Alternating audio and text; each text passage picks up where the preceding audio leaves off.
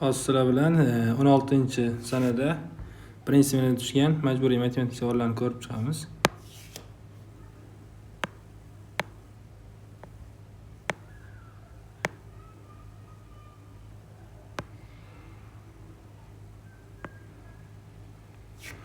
Xo'p, birinchi savolimiz mahsulotning narxi 10% ga oshdi, keyin esa 10% ga kamaydi. Mahsulot narxi qanday o'zgargan deyapti. Xo'p, demak, dastlab mahsulot narxi x bo'lsin, u 10% ga oshdi. Ya'ni 0.1 x ga 1.1 x so'm bo'ldi deylik. Ana endi mana shuni 10% ga kamaytirishimiz kerak. 1.1 x ayiramiz.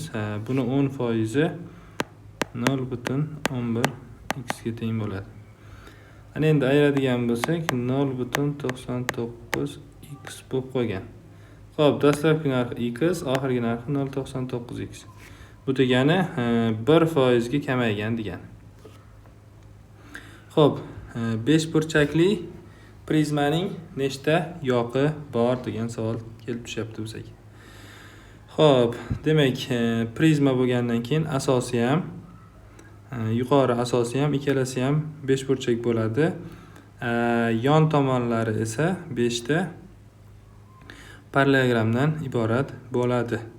Demak, bundan kelib chiqib aytadigan bo'lsak, prizmaning xo'p, uchlari sonini topaylik. Birinchi uchlari soni 2 ko'paygan n, ya'ni 2 ko'paygan 5 bo'ladi 10 ta.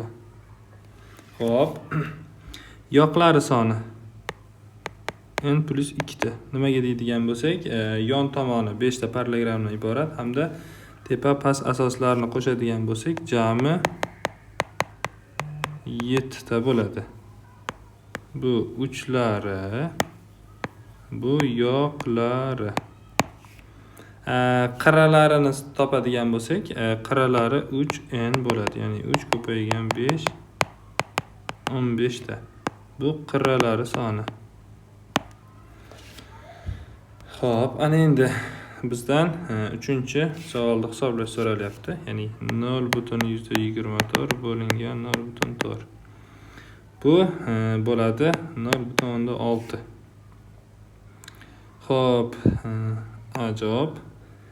Ikkinchi savolimizni belgilamabmiz. Yoqlari 7 ta bo'ladi, u ham ajob. Endi 24 sonli natural bo'luvchilari yig'indisini toping. Xo'p, buni formulaga qo'yib hisoblasak ham bo'ladi. Yoki bo'lmasam bu kichkina son bo'lgani uchun bo'luvchilarni qo'shib chiqsak ham bo'ladi. 1 qo'shilgan 2 qo'shilgan 3 qo'shilgan 4 qo'shilgan 6 qo'shilgan 8 qo'shilgan 12 qo'shilgan 24. Demak, bularni qo'shib qo'ysak 36 42 50 50 ni qo'shadigan bo'lsak 60 bo'lar ekan. Demak, bu ham ajob. Endi keyingi savolimizda aytyapti. Xo'p, arqon 2 3 5 nisbatida kesib olindi. Katta o'lchamdagi arqon kichik o'lchamdagi arqondan 4 metr 80 cm ga uzun. Kichik arqonning uzunligini toping degan. Xo'p, mana shu arqon deylik.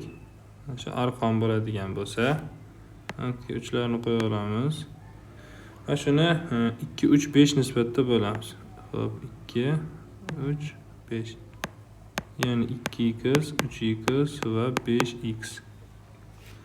Ana endi katta o'lchamdagi arqon kichik o'lchamdagi arqondan deyapti. Ya'ni 5x dan ayiramiz 2x ni teng bo'ladi 480 ga. 3x barobar 480, x barobar 160. Kichik arqonning uzunligini toping. Kichik arqonimiz 2x, ya'ni 2 ko'paygan 160. 320 santimetr yoki bo'lmasam 3 metr 20 santimetr. 320. Xo'p, keyingi savolimiz. Qavariq 4 burchakning 2 ta burchagi to'g'ri burchak, bittasi esa 70 gradus. 4-burchagini toping degan. Xo'p, qavariq deylik. 2 ta burchagimiz to'g'ri burchak, ya'ni 90 gradus. bunisi ham 90, bunisi 70 gradus deyapti. Ana endi biz bilamizki, to'rtburchakning ichki burchaklari yig'indisi 360 gradus. Demak, 4-sini topish uchun uchalasini qo'shamiz. 90 90 180, 70 ga qo'shsa 250. 360 dan ayiramiz 250 ni. Demak, 110 gradus ekan 3-burchagimiz. Ya'ni 4-burchagimiz, to'g'ri. Xo'p. Endi 7-savol. Barcha raqamlardan foydalanib tuzilgan eng katta 10 xonali sonning minglar xonasidagi raqamni toping degan. Xo'p. Endi barcha raqamlardan foydalanib tuzilgan eng katta 10 xonali son bu 9, 8, 7, 6, 5, 4, 3, 2, 1, 0 bo'ladi. Ana endi buni minglar xonasidagi deyapti. Oxirdan boshlab sanaymiz. Mana bu birlar xonasi, o'nlar xonasi, yuzlar xonasi, mana bu minglar xonasi. Demak 3 ga teng ekan. Xo'p, 8-savolimiz. 50 metr kub hajmli benzin 20 litrli idishlarga quyib chiqadi. Nechta idish kerak bo'ladi? Xo'p, birinchi navbatda 50 metr kub. Buni detsimetr kubga o'tkazamiz. Detsimetr kubga o'tkazish uchun 1000 ga ko'paytiramiz. 50 1000 detsimetr kub yoki 50 1000 litr bo'ladi. Sababi 1 detsimetr kubimiz 1 litr. Ana endi o'sha 50 1000 litrni bo'lamiz 20 ga. Ya'ni 20 litrdan nechta idish kerak bo'ladi? Xo'p. To'dan nollarni qisqartiramiz. 5000 ni 2 ga bo'lsak 2500 ta idish kerak bo'lar ekan. Xo'p, endi 9-savolimiz. Agar a plus b plus c 132 bo'lsa, a plus 2b plus b plus 2c plus 2a plus c. Xo'p, buni qasddan ochadigan bo'lsak, a qo'shuv 2a, demak 3a bo'ladi. 2b ni b ga qo'shsak ham 3b bo'ladi. 2c ni c ga qo'shsak ham 3c bo'ladi. 3 ni chiqarib oladigan bo'lsak, a plus b plus c. Xo'p, 3 ko'paygan. A plus b plus c imiz 132. Demak, ko'paytiradigan bo'lsak, 396 bo'ladi. Va oxirgimiz parallelogramning katta tomoni kichik tomonidan 2 cm uzun.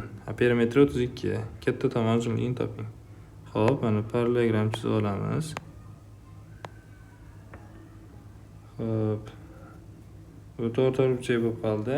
Mayli, hech narsa qilmaydi. Bu tomon x bo'lsa, bu tomon x qo'shilgan 2. Bu tomon x, bu tomon x qo'shilgan 2. Endi perimetr deganda biz barcha tomonlar yig'indisini tushunamiz. Hammasini qo'shib chiqadigan bo'lsak, 4x qo'shilgan 4 bo'ladi. Shu 32 ga teng ekan. 4x barobar 28, x barobar 7. Katta tomon uzunligi. Demak, x imiz bu kichkina tomon, katta tomonimiz esa 7 qo'shilgan 2 bo'ladi, ya'ni 9. Shu bilan bugun 16-sanada birinchi smenada tushgan savollarni hammasini yechimlarini ko'rib chiqdik. Rahmat, manfaatli bo'ladi degan umiddamiz.